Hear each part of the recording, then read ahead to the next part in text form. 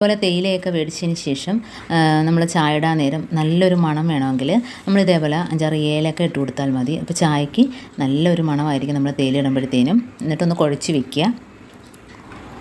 അതിനുശേഷം നമ്മൾ ചായപ്പൊടി ഇട്ട് ചായപ്പൊടി ഇട്ട് നമ്മൾ ചായ ഇടുമ്പോഴത്തേനും നല്ലൊരു മണം, ഏലക്കയുടെ ഒരു മണം നമുക്ക് ചായയിൽ കിട്ടും. നല്ലൊരു ടേസ്റ്റ് ആയിരിക്കും ചായക്ക്. അപ്പോൾ പൊടിച്ച് ചേർക്കണമെന്നില്ല, ഈ രീതിയിൽ ഇട്ടാലും നല്ലൊരു മണം കിട്ടും. അപ്പോൾ നമുക്ക് അടുത്ത ടിപ്പിലോട്ട് കിടക്കാം. അപ്പോൾ കടലയൊക്കെ മേടിച്ചതിന് ശേഷം നമ്മൾ ഇതേപോലെ കുറച്ച് ദിവസം കഴിയുമ്പോഴത്തേനും അതിനകത്തുനിന്ന് വണ്ടൊക്കെ കയറിയിട്ട് ചീത്തയായിപ്പോവും. അപ്പോൾ അങ്ങനെ ഇല്ലാതിരിക്കണമെങ്കിൽ ഇതേപോലെ 3-4 അല്ലി വെളുത്തുള്ളി ഇട്ട് കൊടുക്കുക. തൊലിയൊന്നും കളയണമെന്നില്ല, അതേപോലെ തന്നെ ഇട്ട് കൊടുക്കാം.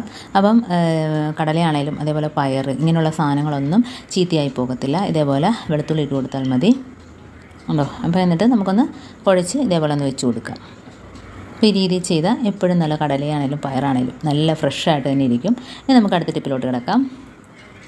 അപ്പോൾ നമ്മളിതേപോലെ വാസലിൻ കുറച്ച് തൊട്ടിട്ട് നമ്മൾ കുട്ടികളുടെയൊക്കെ മൊമെൻ്റോ ഉണ്ടല്ലോ, അപ്പോൾ അതൊക്കെ പൊടിയേറിയൊക്കെ ഇരിക്കുകയാണെങ്കിൽ നല്ലൊരു തിളക്കമൊക്കെ കിട്ടണമെങ്കിൽ ഇതേപോലെ ഒന്ന് വാസലിൻ വെച്ചിട്ട് ടിഷ്യൂ പേപ്പറോ അതല്ലെങ്കിൽ കോട്ടൺ തുണിയാണെങ്കിലും മതി, ഒന്ന് ഇടയ്ക്കും ഇതേപോലെ ഒന്ന് നമ്മൾ ക്ലീനാക്കി കൊടുക്കുകയാണെങ്കിൽ നല്ല രീതിയിൽ തിളങ്ങും. കാരണം നല്ലൊരു തിളക്കമായിരിക്കും അതിന് കിട്ടുക. അപ്പോൾ നമ്മൾ ഇതേപോലെ പൊടിയൊക്കെ കയറി ഇതായിട്ടിരിക്കുന്നതായിരിക്കും. അപ്പോൾ എത്ര മൊമെൻ്റ് ഉണ്ടെങ്കിൽ തന്നെയും ഇതേപോലെ നമ്മളൊന്ന് ക്ലീനാക്കി കൊടുത്താൽ മതി, നല്ല രീതിയിൽ വെട്ടി തിളങ്ങണ്ടോ. അപ്പോൾ എത്ര വർഷം പഴക്കം ചെന്നതാണേലും ഇതേ രീതിയിൽ പുതിയതുപോലെ ഇരിക്കുകയും ചെയ്യും. അപ്പോൾ ഈ രീതിയിൽ ചെയ്യാത്തവർ ഒന്ന് ചെയ്ത് നോക്കണം. ഇനി നമുക്ക് അടുത്ത ടിപ്പിലോട്ട് കിടക്കാം. അപ്പോൾ ഞാൻ എല്ലാം തുടച്ച് ക്ലീനാക്കി എടുത്തിട്ടുണ്ട് കണ്ടോ.